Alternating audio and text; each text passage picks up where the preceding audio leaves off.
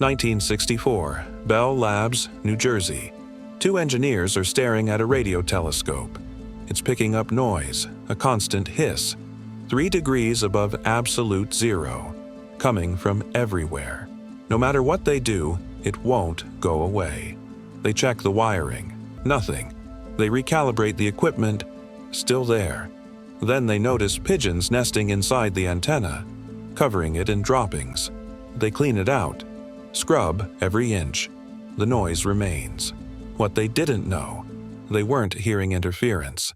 They were hearing the Big Bang. Arno, Penzias, and Robert Wilson weren't cosmologists. They were communications engineers.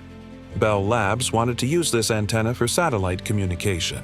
Crystal clear signals, no static, no interference. Their job? Eliminate every source of noise. But there was this hiss. Faint, persistent, 3.5 Kelvin above absolute zero. It came from every direction. North, south, day, night, summer, winter, didn't matter. In science, that's a problem, because noise is supposed to have a source: radio towers, electrical equipment, cosmic rays from the sun. This noise had no source. It was just there. They suspected the pigeons. The antenna was a perfect nesting spot, warm, sheltered, high off the ground. And the birds had left their mark. Everywhere. Penzias and Wilson spent weeks cleaning.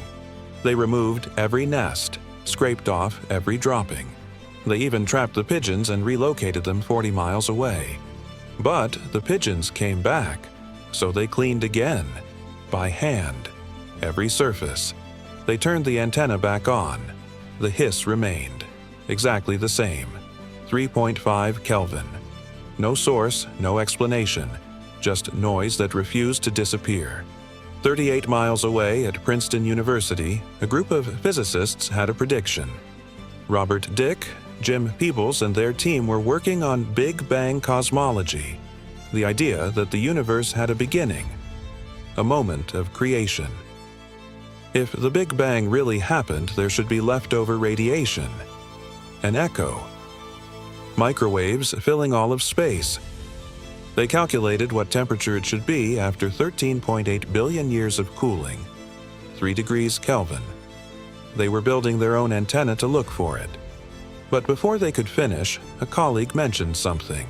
Two engineers at Bell Labs kept complaining about unexplained noise in their telescope, 3.5 Kelvin, from every direction. Dicke called Penzias. The conversation lasted less than an hour. By the end, Penzias understood. The noise wasn't interference.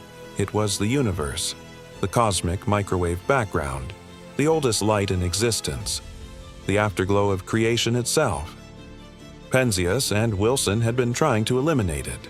They'd accidentally confirmed the most important prediction in cosmology, not by searching for it, but by being annoyed that it wouldn't go away.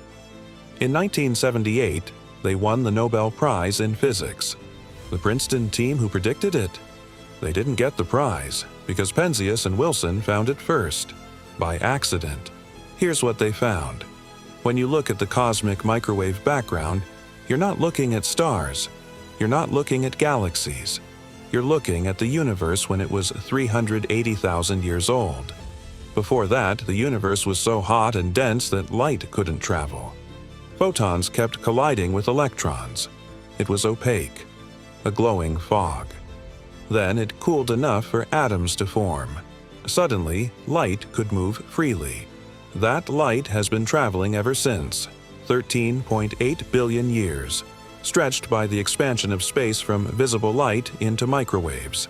When Penzias and Wilson heard that hiss, they were hearing the oldest thing you can possibly detect, the edge of the observable universe. The moment creation became visible. Every direction you point a telescope, you see it. Because it's not coming from a place. It's coming from a time. The entire sky is glowing with the memory of the Big Bang. We just needed the right instrument to hear it. But here's the uncomfortable part. This wasn't the first time someone detected it. In the 1940s, researchers measuring radio noise noticed the same signal. They noted it. then moved on. They thought it was measurement error. In the 1950s, Soviet astronomers predicted the exact temperature. Published papers on it, no one paid attention. Even Penzias and Wilson almost dismissed it. They only cared because it was ruining their data. The universe was screaming its origin story at us for decades. We kept trying to tune it out. Sometimes the answer isn't hidden. It's just inconvenient. Most of the greatest discoveries in science happened by accident. Penicillin. Alexander Fleming left a Petri dish uncovered. Mold killed the bacteria. X-rays. Wilhelm Röntgen noticed a glow on a screen across the room. He wasn't looking for it. The microwave oven.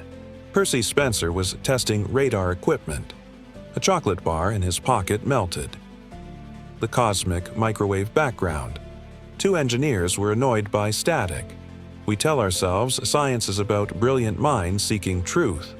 And it is. But more often, it's about stubborn people refusing to ignore things that don't make sense. Penzias and Wilson didn't prove the Big Bang because they were geniuses.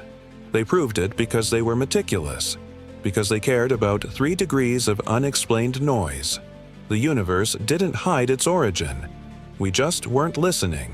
And maybe that's the real lesson. The answer to the biggest questions might not be locked away in some undiscovered realm. It might be in the noise we're trying to eliminate, the glitches we're trying to fix, the inconveniences we're trying to ignore. Penzias and Wilson wanted silence. They got the echo of creation. Sometimes the thing you're trying to remove is the thing you were supposed to find. Sometimes you don't find the answer by looking for it. You find it by refusing to ignore what won't go away. I'm Mind Mechanic Studios, where we fix what you didn't know was broken. The universe wasn't broken. We just weren't listening.